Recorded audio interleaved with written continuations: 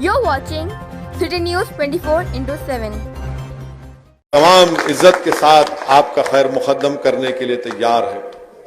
मेरे अजीज दोस्तों और बुजुर्गों, लाल टेकरी डिवीजन में यहां पर मजलिस ने एक नए उम्मीदवार को आपके दरमियान में पेश किया है। मैं आपसे गुजारिश करने आया हूं कि आप मजलिस के उम्मीदवार और मजलिस पार्टी को कामयाब करिए। आपने हमेशा मजलिस को कामयाब किया है और इस बार भी आपको मजलिस का इंतखाबी निशान पतंग का है। पतंग के निशान पर आपको बटन नहीं दबाना है, बल्कि अब की बार बैलेट पेपर होगा। बैलेट पेपर लेने के बाद जहां पर पतंग का निशान होगा वहां पर आपको स्टैंप या मोहर लगाकर उस बैलेट पेपर को एहतियात से फोल्ड करके आपको उसको डब्बे में डालना है।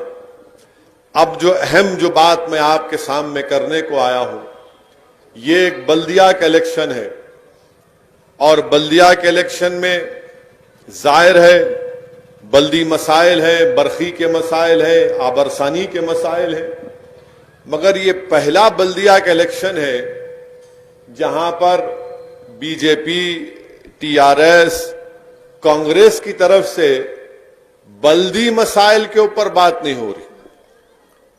अब मिसाल के तौर पर बीजेपी ये कह रही है कि हैदराबाद की वोटर लिस्ट में 40,000 रोहिंग्या लोगों के नाम है।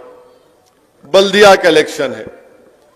बीजेपी ये भी कह रही है कि यहां पर टेररिज्म बढ़ रहा है। बल्दिया का इलेक्शन है और साथ ही साथ अब तो मरकजी वजीर इत्तलात, इंफॉर्मेशन एंड ब्रॉडकास्टिंग मिनिस्टर जनाब प्रकाश जावड़ेकर भी पैराशूट से उतर चुके हैं हैदराबाद में, और उन्होंने भी कह दिया कि कांग्रेस को वोट दिए तो मजलिस को फायदा, टीआरएस को वोट दिए तो ओवैसी को फायदा। ये इनका। अब कांग्रेस पार्टी क्या बोलती है, इन्हू बी टीम है, इलेक्शन बल्दिया का है, इन्हू बी टीम है, इन्हू वोट काटते। बल्कि कांग्रेस के एक बड़े जहीन एमपी है, बहुत जहीन है, बड़े अक्लमंद है भाई, उन्होंने बहुत टॉप का दिमाग है। उफ, माने ट्यूबलाइट बोलना भी बेकार है उनको। तो उन्होंने एक प्रेस कॉन्फ्रेंस में ये बोले कि पिछले साल नवंबर दिसंबर में असदुद्दीन ओवैसी राजभवन में जब president of India Ramnath Kovind आए थे तो गवर्नर साहिबा ने पूरे पार्टी एमपीओ को बुलाया, भाई प्रेसिडेंट आ रहे हैं, आप भी, हम भी गए, सदर जमहूरिया है, जाना है। तो वहां पर उन्होंने एक वीडियो दिखाई कि पूरे राजभवन में 100 लोग बैठे हुए हैं। असदुद्दीन ओवैसी बीजेपी के जो मरकजी वजीर है, होम मिनिस्टर, सिकंदराबाद के एमपी भी हैं, उनसे अलग में खुश कुछ बात कर रहे, वहां साजिश कर लिए। मैं बोला क्या दिमाग है रे प्यारे तेरा, माने राजभवन में सबके सामने मैं साजिश कर रहा हूं। मेरे को वही जगह मिली, दूसरी जगह नहीं मिलती। मैं आता था कहीं भी नहीं। अच्छा, फिर टीआरएस के लोग बोल रहे, इनके एक पावर मिनिस्टर है, क्या नाम उनका, जगदीश्वर रेड्डी गारू। जगदीश्वर रेड्डी गारू बोल रहे, ओ बीजेपी वालों, तुम्हारे मोदी नहीं मिले ओवैसी साहब से अकेले में। ये पूरा इलेक्शन बल्दिया का है, मगर सबकी नजर किस पे, एक ही दूल्हे भाई पे जिसका नाम असदुद्दीन ओवैसी है।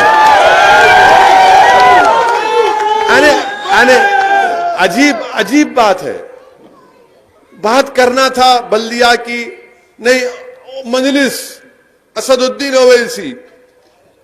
अरे पावर मिनिस्टर साहब, आप ये बोल देना था कि लॉकडाउन के 3 महीने में, जो अप्रैल मई जून में लॉकडाउन में जो लाइट का बिल आया, और ये पूरी आवाम मेरी बात से मुत्तफिक होंगी, मैं उनसे बोला भी कि आप एक काम करो, जो लॉकडाउन में हमारे घर में जो बिल आया वो पहले से ज्यादा आया।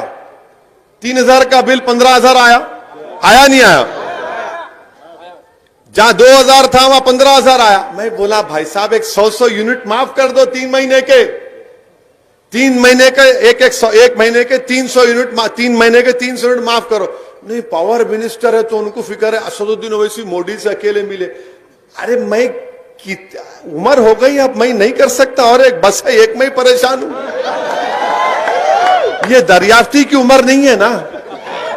लाइट व्हाइट बाल भी आ गए, देखो आप, इसका तो ख्याल करो। हर हमारे पीछे पड़े हुए हैं। अब हम एक की पीठ पकड़ लिए तो छोड़ते नहीं, याद रखो। फिर अब इनको नहीं मालूम एक की पीठ का मतलब क्या, हैदराबादियों की मालूम एक की पीठ। हाँ, अब बीजेपी वाले इनको वोट दिए तो इनको फायदा, उनको वोट दिए तो उनको फायदा। अरे तुम दो ना कर दो, मेरे को फायदा होगा इंशाअल्लाह होगा। इनको वोट दिया। अरे बीजेपी वालों, ये बताओ आप 2019 से लेकर 2020 नवंबर तक आपकी हुकूमत ने तेलंगाना और हैदराबाद की तरक्की के लिए मिनिस्ट्री ऑफ अर्बन अफेयर्स के तहत आपने हैदराबाद की तरक्की के लिए कितना पैसा दिया? हैदराबाद में सैलाब आया था, बहुत सी जगहों पर सैलाब आया, बारिश आई, कई लोगों के हजारों की तादाद में घर का सामान खराब हुआ, बर्बाद हुआ, लोगों की जानें गई। मरकजी टीम आई, कब आई? जब पानी पूरा उतर गया था। खैर आए हाफिज बाबा नगर के पास, मैं उस टीम को रोककर, मैं उस टीम के ऑफिसरों को बोला कि जरा रोकिए गाड़ी। अरे हम जाना है, मला नहीं जा सकते, ठहरो जरा, उतरो, बात करना है दूल्हे भाई से, उतरो जरा। तो खैर उन्होंने बड़ी मुश्किल से, क्या है बोले। मैं बोला देखिए, गवर्नमेंट का जियो है, अगर गवर्नमेंट ऑफ इंडिया यानी बीजेपी की सरकार तेलंगाना में, हैदराबाद में जो सैलाब से बर्बादी आई, अगर आप इनको फाइनेंशियल हेल्प करेंगे तो गवर्नमेंट के जियो में क्या लिखा हुआ है कि अगर किसी के घर में पानी आया, पार्शली डैमेज हुआ, तो 25% या 20% स्टेट गवर्नमेंट, बाकी गवर्नमेंट ऑफ इंडिया। तो अब ये 10,000 रुपये जो मिले आपको, उसमें एक एक घर को कम से कम 80,000 से 1 लाख मिलना था, तो बीजेपी वाले नहीं दिए। अगर बीजेपी पैसे दे देती तो जो गरीबों का नुकसान हुआ, जो 10,000 उनको मिले, उनको एक एक को 80,000 1 लाख मिलते। अब जब हम ये बात कर रहे तो उन्होंने बोल रहे नहीं, दूल्हे भाई का जिक्र करेंगे, 80,000 की बात मत करो। अरे आप पैसे दे देते तो गरीबों का फायदा होता, नहीं उनको वोट दिए तो ऐसा। अरे भाई, रोहिंग्या अगर हैदराबाद में है तो फिर अमित शाह क्या कर रहे, होम मिनिस्ट्री क्या कर रही, इंटेलिजेंस ब्यूरो क्या कर रहा? निकालो उनको, हम क्या रोक रहे हैं उनको? हमारे को क्या करना है? नहीं वोटर, वोटर लिस्ट में तो बताओ, वोटर लिस्ट चलो निकालो, एक 100 नाम दिखाओ हमारे को इलेक्शन होने तक। मैं चैलेंज कर रहा हूं, 100 नाम दिखाओ तुम, चलो। वो भी नहीं दिखाते। अच्छा वोटर लिस्ट मैं दारुसलाम में बैठ के बनाता हूं। अब बोलो, दिमाग देखो प्यारों का, क्यों ट्यूबलाइट भी बोलना बेकार है लोगों को, थम्स अप भी नहीं बोल सकते उनको। वोटर लिस्ट मैं बनाता हूं, वोटर लिस्ट आप बनाते हो, voter list election commission of India बनाता है, voter list state election commission बना। नहीं 40,000, अरे निकालो ना, 1,000 नाम तो दिखाओ। मगर मकसद क्या है कि यहां पर हिंदुओं और मुसलमानों में नफरत पैदा हो जाना, और यह डर पैदा, रोहिंग्या अगर कहां है? हां रोहिंग्या है, उनको government of India, United nation मिलकर एक कार्ड दिए, कार्ड, वो कार्ड पे उनका आपका रिकॉर्ड है, कोई एक गलती करता पकड़ो को रोक रहे आपको। मगर नहीं, 40,000 यहां पे है और उन्होंने ऐसा कर रहे, इन्हों वैसा कर, अने बल्दिया इलेक्शन है पूरा गायब। बहस क्या हो रही? असदुद्दीन ओवैसी, मजलिस इत्तेहादुल मुस्लिमीन, टीआरएस भी बोल दिए कि हमारा इनसे अलायंस नहीं है। अरे आपके पास कौन गया था भाई? आपको नहीं, हमारे को भी नहीं होना, जाओ लड़ो, हम भी लड़ते तुम्हारे से। हम सारे हिंदुस्तान में जाके लड़ रहे, सिर्फ हैदराबाद में नहीं, बिहार में जाके लड़ रहे, उत्तर प्रदेश में जाके मुकाबला कर रहे, कर्नाटका में कर रहे, बंगाल को जाएंगे। नहीं हमारे से नहीं, नहीं जाओ, जो क्या है कोई बात है? नहीं नहीं, लड़ते लड़ो, तड़ते कहां, ऐसा लड़ते लड़ते लड़ो, जो जगह बोले तैयार है अपन। कहां लड़ते बोलो आप? वो गया जमाना, आप वो गया जमाना, डराना गया जमाना, भूल जाओ आप। हमारे से नहीं है, जाओ देंगे, ठेंगा ठेंगा, कट्टी जाओ, देखेंगे क्या होता है हमारे से। अच्छा आप देखो, अरे सुनो यारो, अरे ठहरो जरा, तुम्हारे को भी अब, अरे सनोबर है, आ गए तुम, तुम्हारे को टिकट नहीं दे, तुम नारे मार रहे, हाँ मुंह को नहीं लगना हमारे, हाँ। तो अल्लाह ने, अरे क्या करना, नहीं है, क्या करना है, नको रखो। वो कौन पीछे पड़े, है? क्या कोई शादी करे थे क्या, वादा करेंगे खर्जा देने? सियासत है, आपको नहीं होना, हमारे को भी नहीं होना, हम क्या बोल रहे हैं? हमारे को क्या करना है? हमारे में मजलिस में अल्हम्दुलिल्लाह इतनी ताकत है कि सियासी जो प्लेटफॉर्म बनाते ना, उसको हिला कर रख देते हम। ये अल्लाह ने इतनी ताकत दी है। अब बार पूरा, मेरे से आज मीडिया वाले रगड़ा में दौरा कर रहा था, यही बोले, इन्हों ऐसा बोले आपके बारे में, इन्हों ऐसा बोले। अब मैं सोच रहा था क्या बोलूं, तो अचानक माशाल्लाह दिमाग में 3 मार शुरू हो गया। तो मैं बोला, देखो हैदराबाद में कहावत है, गरीब की जोरू सबकी भाभी कहते है नहीं, है नहीं। वो क्या है, मैं लाओ जाके समझ जाओ, अब नहीं, बस आप हर चीज पर नहीं समझा सकते। ये क्या है, बोला यही है, गरीब की जोरू सबकी भाभी। अरे कुछ इलेक्शन हो रहा, अच्छा बीजेपी वाले वो निकाले इलेक्शन मैनिफेस्टो, उस इलेक्शन मैनिफेस्टो में तो मजा आ गया। कैसा मजा आया, मोदी की फोटो नहीं है, दूल्हे भाई की फोटो है। अब बताओ आप, हैदराबाद के 150 सीट है, मगर फोटो किसकी असउद्दीन ओवैसी की, और वो भी कैसी, टोपी पहन के दाढ़ी की फोटो। आ गए नहीं आ गए बोलो आप देखो, आप ये मजलिस की ताकत है। यानी इनको हमारी फोटो लगाना पड़ रहा, मोदी की फोटो पे वोट नहीं मांग रहे बीजेपी वाले, ओवैसी की फोटो दिखा रहे। अरे भाई साहब, इतनी बड़ी तादाद में हमारे हिंदू भाई, दलित भाई, ओबीसी से ताल्लुक रखने वाले मजलिस में शामिल हो रहे, आप ये समझ रहे ओवैसी की फोटो दिखाएंगे तो नहीं बोलता, अब वाह क्या हैंडसम है रे, बोलते ना, हर आदमी अपने आप को हैंडसम बोलता, मैं भी बोल सकता हूं। तो मेरी अम्मा है, फिर घर में हमारे और एक है, उन्हें बोलेंगे तुम क्यों नहीं बोले, तो बोलना पड़ता, मगर देख के बोलेंगे अरे वाह इन्हें अच्छा ही दिख रहा, इन्हें good looking, not bad.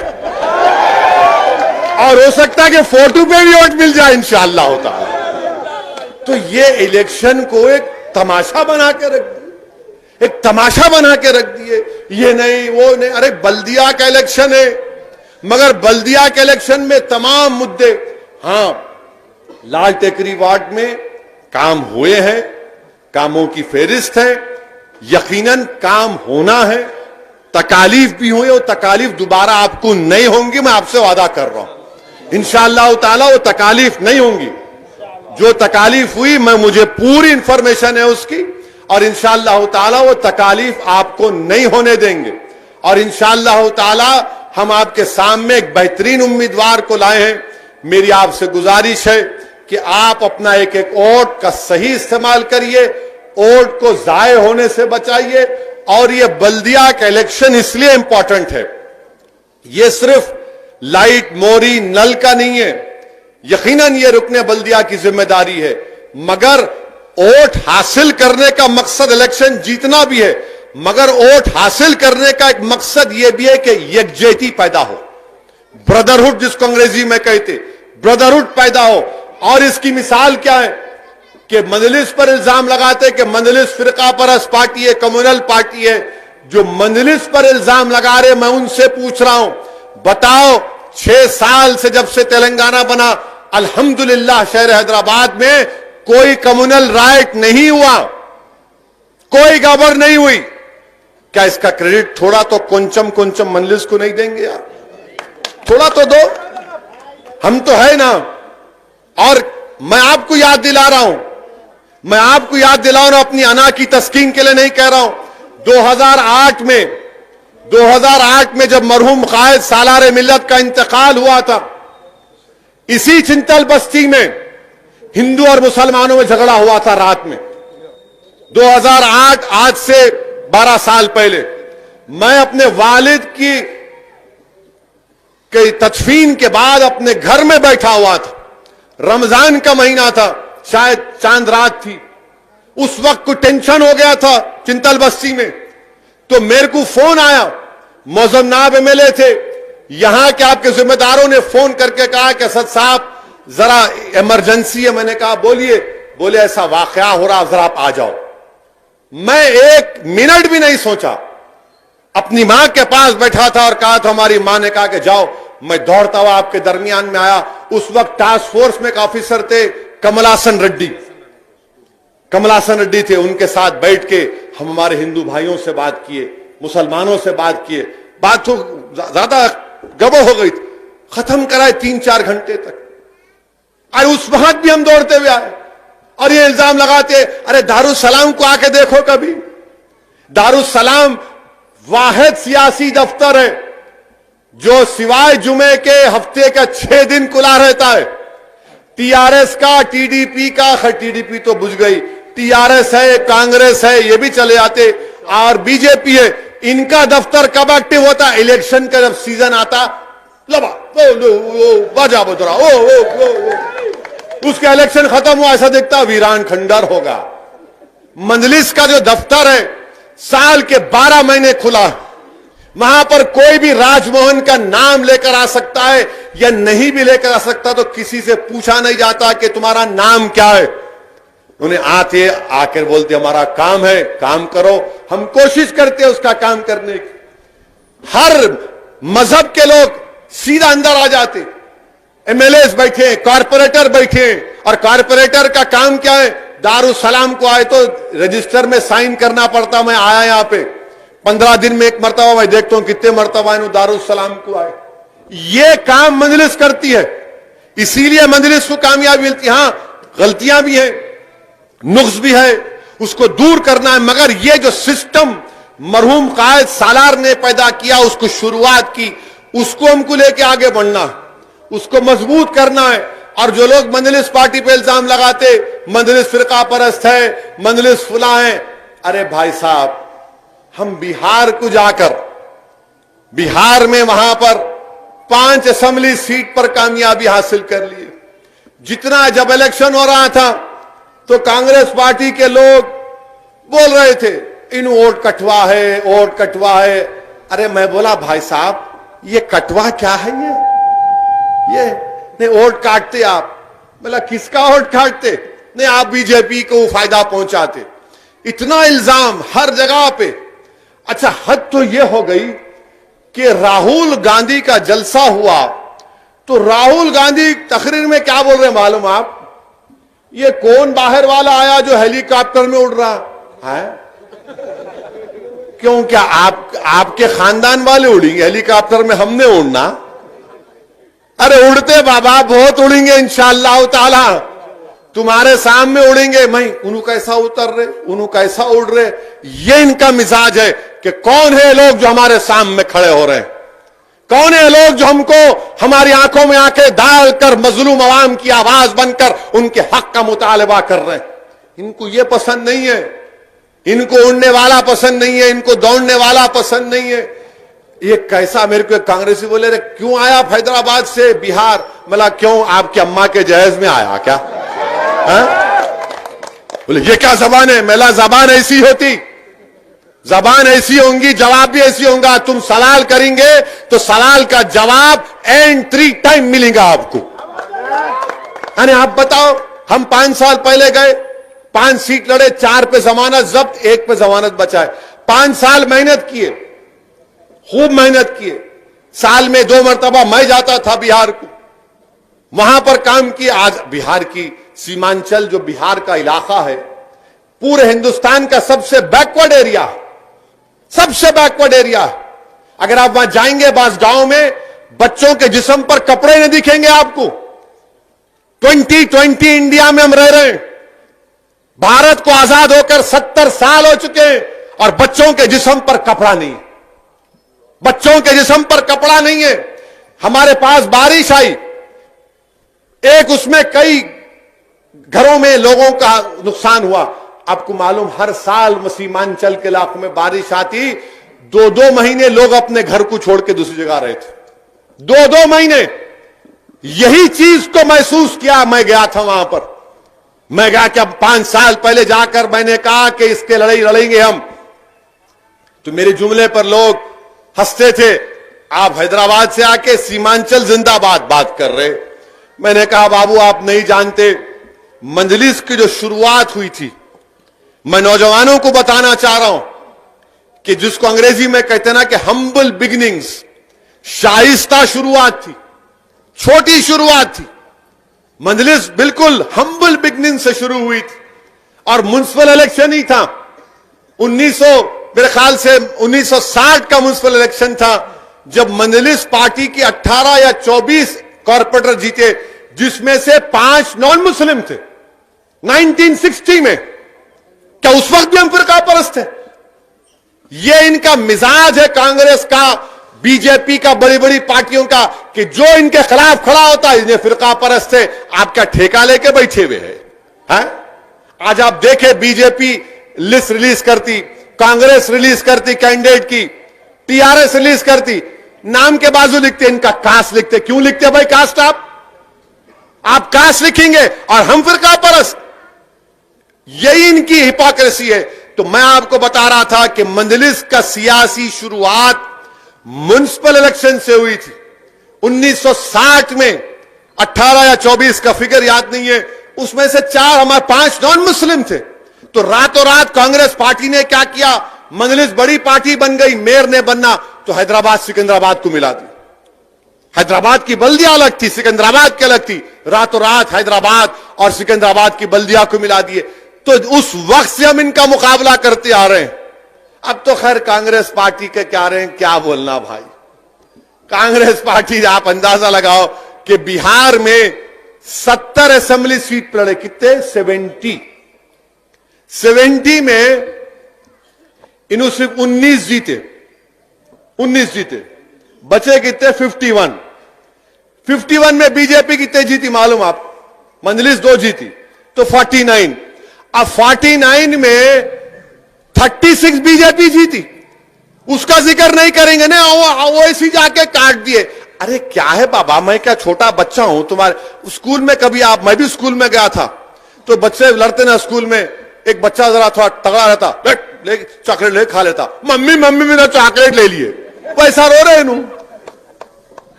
36 seats पे 36 सीट पर बीजेपी जीत गई। आप उसकी बात नहीं करेंगे। मैं भी क्या किया, जैसा इलेक्शन का नतीजा है, नेक्स्ट डे बैठा मैं, हमारे काबिल दोस्त हैं, मैंने कहा भाई जरा डेटा बनाओ। उन्होंने पूरा एक्सेल शीट पे बना के दिए। मतलब रख देंगे जरा आमुख्ता सामने, इनके आईना दिखाते कि खामोश। और टीवी पे इनके स्पोक्स पर्सन हमारे मुंह को लगे। मैं बैठा खामोश। मैं बोला भाई अब अल्लाह का करम है, जीत गए। खामखा हमारे को छेड़खानी करे, खुजाली बोलते रहा बोलना। नहीं वैसा नहीं, वैसा नहीं। तुम ना हमेशा नॉनवेज सोचते। नो खुजाली है। अब खुजाते कि मला ये लोग का काचकोरी की फल्ली डाल दिया। अब उसके बाद उन्होंने उसके बाद फोन करे, अरे क्या भैया ऐसा खींच दिए, मला पतंग निशाने शादी में से खींचते, तैयार हो जाओ।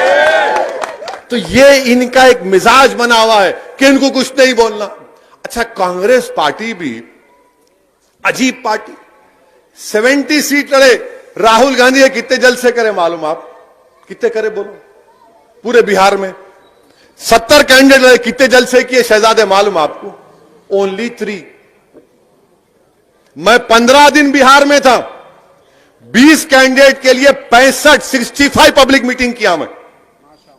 अल्लाह का करम है, अल्लाह आवाज भी सही रखा, कोरोना से भी अल्लाह बचा के रखे और पूरा सेहतमंद वापिस आए। 20 कैंडिडेट के लिए 65 जलसे किया मैं। और यहां आप बाबा दौलत 70 सीट लेके खाली 3 जलसे करके समझ रहे हाथ हिलाए तो पब्लिक आ जाती। वो गया जमाना हाथ हिलाने का, खानदान पानदान सब गए। अब पब्लिक ये बोल रही हमारे दरमियान में कौन काम करता है, हम उसका साथ देंगे। अब ये इलेक्शन इंपॉर्टेंट इसलिए भी है, मंजलिस को वोट देना इसलिए भी इंपॉर्टेंट है, जरूरी है कि पूरे मुल्क में 200 म्युनिसिपल कॉरपोरेशन है। कितने हैं? 200। सनोबर कितने हैं? 200। 200 बोलो। हाँ, 200 म्युनिसिपल खामोश हो अभी, माशाल्लाह। 200 म्युनिसिपल कॉरपोरेशन है पूरे कंट्री में। 200 म्युनिसिपल कॉरपोरेशन में एक ही म्युनिसिपल कॉरपोरेशन था जिसने CAA NPR NRC के खिलाफ रेजोल्यूशन पास किया। मैं माजिद हुसैन को बोला, जाओ बल्दिया में जाके CAA NPR NRC पर रेजोल्यूशन पास करो। तो पूरे मुल्क में सबसे पहले अगर कहीं पर हुआ तो ग्रेटर हैदराबाद म्युनिसिपल कॉरपोरेशन में मजलिस की नुमाइंदगी पर CAA NPR NRC के ऊपर रेजोल्यूशन पास हुआ। उसके बाद मालेगांव में हुआ। अब वो भी तकलीफ है बीजेपी वालों को, ये क्या कर दिए इन्होंने, कहां से आता दिमाग में? अरे दिमाग में बहुत से चीजें हैं, तुम समझ नहीं रहे हमारे को। हमने रेजोल्यूशन पास किया, क्यों पास किया?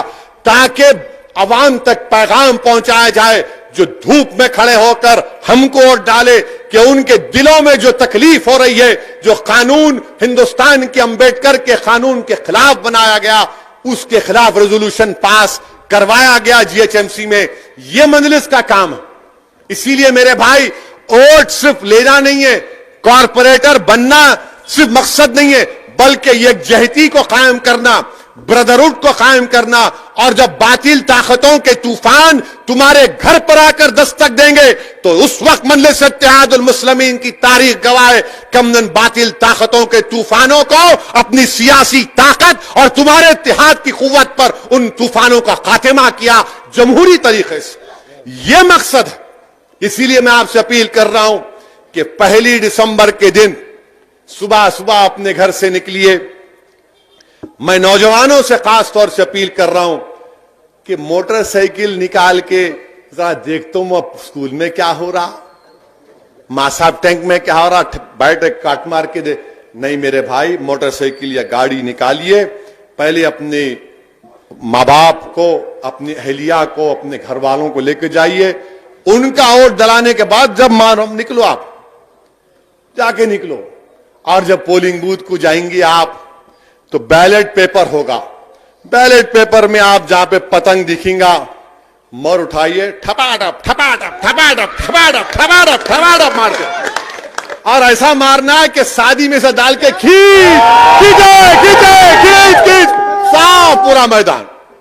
अब आपसे नौजवानों से भी गुजारिश है, जरा मेरे भड़काओ भाषण को जरा उस पे डालो, किस पे? व्हाट्सएप पे। वो फेसबुक फसाद बुक है, फेसबुक नहीं है वो, फसाद बुक उसका नाम। फिर उसके बाद आपका ट्विटर, स्नैपचैट भी है। अरे क्या क्या नाम बोले अब्बा, क्या बोला देखो जरा। हाँ वही इंस्टाग्राम। हाँ तुम है इंस्टाग्राम पे? हाँ अम्मा, देखना पड़ेगा क्या क्या कारनामे कर रहे तुम। हाँ उफ, बहुत तेज है भाई। तो बहरहाल ये में मकसद क्या है कि अपना पैगाम पहुंचे। आप वो कर सकते, हमारी मदद कर सकते, सबसे अपील करिए।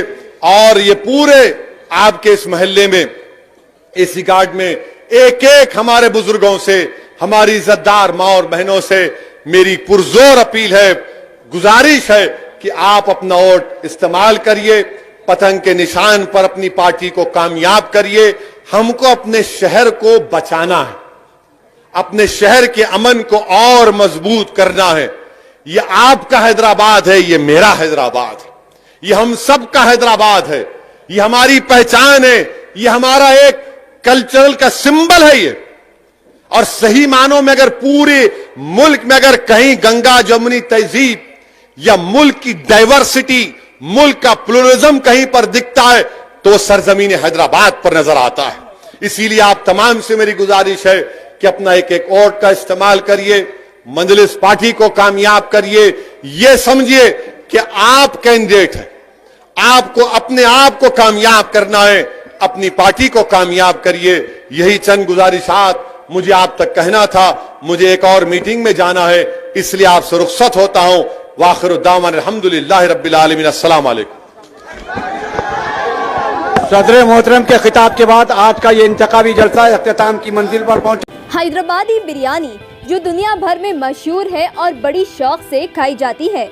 शहर हैदराबाद की सबसे कदीम और मशहूर होटल जो लजीज पकवानों से जानी जाती है, मदीना होटल, जहां बेहतरीन लजीज बिरयानी, इंडियन, मोगलाई, तंदूरी, चाइनीज पकवान और वेज नॉन वेज दस्तयाब है। मदीना होटल का जायकेदार पकवान जो आपके दिल पर छा जाए। एक बार आए तो बार बार आने का दिल करे। एक बार जरूर तशरीफ लाए। Madina building, Pattargatti, Hyderabad. Contact number 9052063454 या 9600311148 3।